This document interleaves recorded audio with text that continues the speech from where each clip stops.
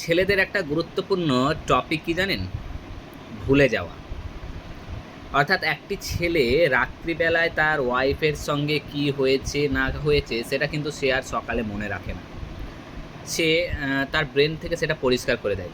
এটা কিন্তু কোনো পাপ নয়, হ্যাঁ? মন থেকে যে পরিষ্কার করে দেওয়া, এই জিনিসটা কোনো পাপ নয়। সে তার মনকে হালকা করে দেয়। আর নারী হচ্ছে ঠিক তার উল্টো। একটা নারী দেখবে কোনো জিনিস যদি মনে একবার রেখে দেয় সেটা কিন্তু সে নারী কিন্তু কোনোদিন ভুলে না। আর পুরুষ যেটার দেখে যে রাত্রেবেলায় হলো আমার এই জিনিসটা, সেটা কিন্তু সকালে আর মনে রাখে না।